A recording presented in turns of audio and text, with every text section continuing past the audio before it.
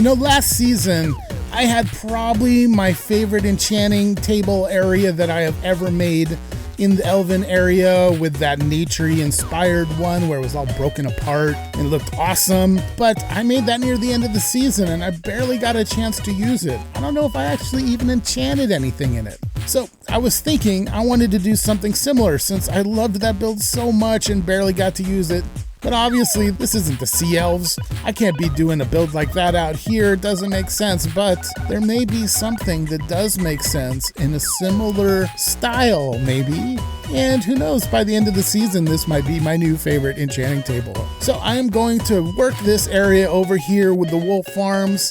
Maybe add another wolf farm, add a little bit of decoration, start filling out the area, and put in an enchanting area out here somewhere.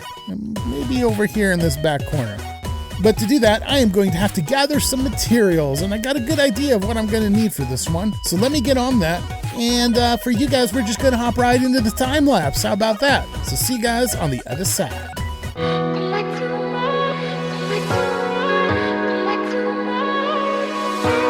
Wish on every shooting star that you still come back to my heart. Can you see how we've come so far? Hope you still come back to my heart. Didn't mean to hurt you bad, only did those things so that I could make a little room for us. I wish on every shooting star that you still come back to my heart.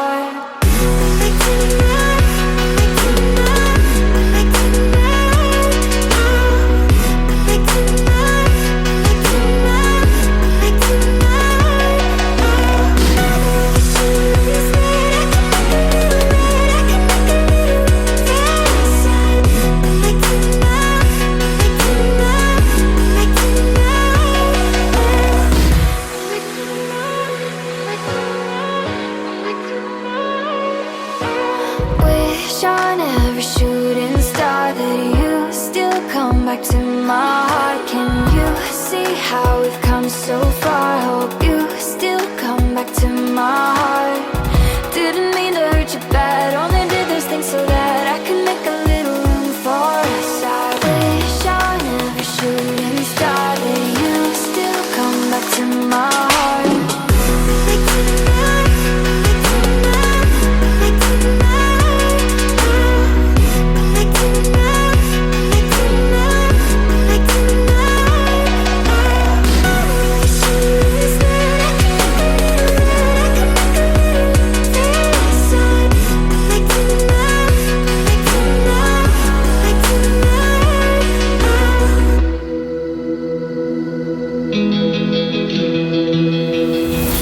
Just down here in the shopping district of Glow, I'm checking on stocks, restocking where I need to. These three shops of mine have done a really nice job of keeping me in diamonds, just enough to keep me afloat. It's not making me rich, but the Zetas still keep coming in and buying, so there's always diamonds somewhere among my three shops. So thank you, Zetas. So the main reason I came down here to the shopping district was to sign up for an awesome first build contest of the season for us here in ZetaCraft, and this one was put together by the amazing Darkwytch. Yep, out there on her land, on her area, on her base place, yeah, that works. Well, she has designated an area for Zetas to come and build in contest fashion, and this is clearly Darkwytch's style. This must be the sign-up. So let's take a look, shall we?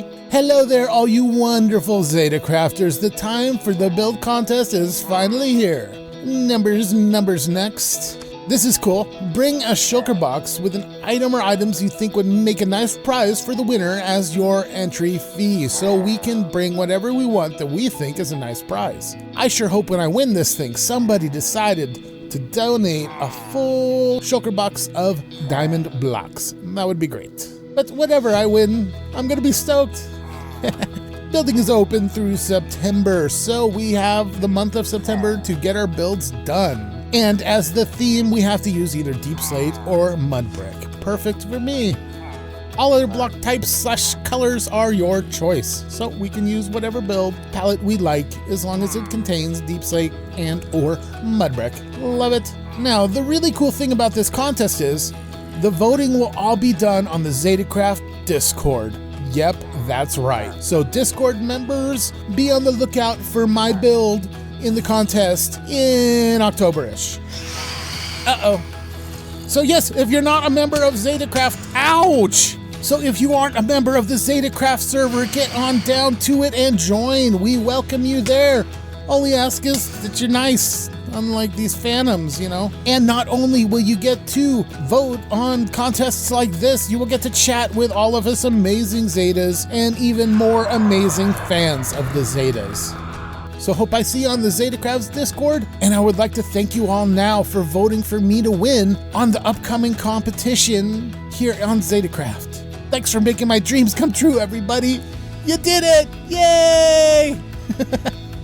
And before we leave the shopping district just yet, there's one other thing I wanted to check on, and that's Shell Castillo. That's right, the great shulker shop. Ah, yes. I see this place almost daily. Unfortunately, for all you viewers, you hardly ever get to see it, but it's so amazing in here. The shop does really well as far as diamonds trickling in. We made some big sales in the beginning, but the Zetas have most of the shulkers they need, it seems like right now. But hopefully with our new sales model here at Shell Castillo, things will turn around. Boss came up with the brilliant idea of also selling just shells. Just look at that. 16 shells for 5 diamonds, 64 shells for 16 diamonds. That means 16 diamonds will get you 32 shulkers. That's nuts. So come on down, Zetas, and get nuts with us. Have all of the shulkers you ever dreamed of.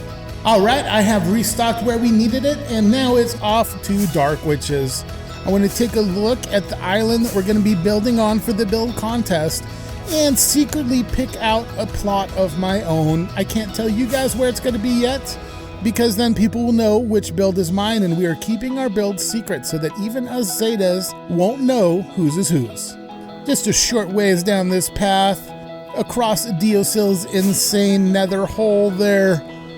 Love that place. We see Darkwych's area, and it clearly stands out as being very witchy. Love it. So now, if I am not mistaken, this is the island we will all be doing the build contest on. And it is, I like it. It's got some good topography, a lot to work with, and I think us Zetas can really transform this thing into something probably pretty crazy because it's all different builds, and yeah, we're not working together in like a unified project, so who knows what this will turn out looking like. But I am excited to see, and I'm excited to see what I build because I got no idea yet, but we're gonna figure that out, and we're gonna get something out here. And like I said earlier, thanks for helping me win, guys. You were great. That was a fun little build, and I'm definitely liking how it came out. Sure, still pretty barren out here. We got a lot of decorating to do before this season is over, but there's still plenty of time. Here you can see a little bit of the rock exposed. I'm going to start doing this more and more just to show that there was different land under this mud somewhere, right? It's not all pure mud. There is something solid under there. And if we follow this trail on down, there is the enchanting section coming into view. And yeah, it's not as naturey. Well, it's still naturey, I guess, but it's not as lush as last season's was, but it's the same overall idea, and it's a little dirtier out here, but I don't mind. But this is where I will be doing all of my enchanting. And as you can see, I have plenty of lapis for it. I have tons more elsewhere. But if any Zetas are in the area and they need to do a little enchanting, now you know where it is. Fifi up there is obviously looking on it in wonder, and you can too if you're in the area. So this area has been claimed by the mud, obviously, and has been then reclaimed partially by the mudders. And they're just, working with what they got here. As you can see, the roots are moving around a lot of the bookcases. Sometimes the bookcases get caught on the root as it grows and ends up on top of it as it continues to grow and gets moved all over the place. And that is what happened here.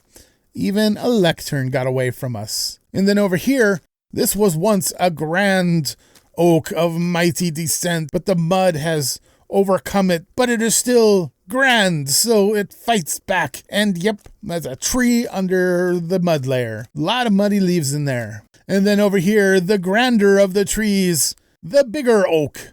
As you can see, it is really in that mud, barely sticking out from it. The branches go in and out of it in places. And then we have the root system down below. We got a bit of exposed oak. We have the bigger roots transferring into the smaller roots, which in turn feeds some of these things. Like maybe all of these balls of roots have come from the trees in the area, because I'm going to be putting more of these trees around the perimeter and really starting to tie them into this location, this portion of the Mud Kingdom. One thing I would like to give a shout out to Darkwytch yet again in this episode. This tree, the leaf palette you see here, is something I saw her doing this season, and I really liked it, so I thought, hey, we're going to go with that. Now, the two-tone leaves like this is something I've always done, but I've never quite done them in just the patchwork kind of feel like this. I used to use it more as shadows, like darker leaves would be the shadowed areas and lighter leaves would be the more sunny areas. That's just the way my brain works. It wants to shade things. But this style really reminded me of something, and I was like, I gotta do it because of that. If you remember back in school,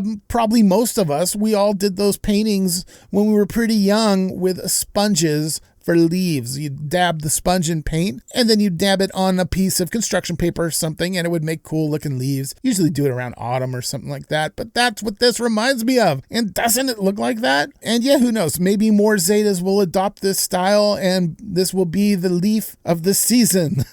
It's really easy to get stuck in your artistic style, and I think it's really great when you can do something to expand that and look at things a different way. So this shader's eyes has been opened. And yes, we did throw in one more wheat farm. We needed a 5th farm to keep up with mud production out here. 4 just wasn't cutting it, even with as productive as they were. The fact that one farm was down for a little while due to witchery, not the Darkwytch kind of witchery, the evil Minecraft witch kind of witchery. But that villager has been replaced, and we have a new one, and we are producing wheat like never before. It's good to have you on the job, buddy. We appreciate all the hard work here. And yeah, you go ahead and stop working at night. On me. I'm a good boss. I have to say, Bleaker is one of the funniest people I think I have ever met. I just love this little reply by him here, so I thought I would show you guys his greatness. Darkwytch is saying, "Hey, Bleaker, how you doing?" Pretty much. His reply, "Finger guns." Gotta love it. Bleaker, you're amazing. You ain't feeling if you're trying it. Ooh, gotta believe the future's brighter. You owe it to yourself to do what only brings you joy. So shut up all that noise, yep, shut up all that noise. Hey, just chill, I got all the time to kill. Yeah, I got good vibes, good vibes.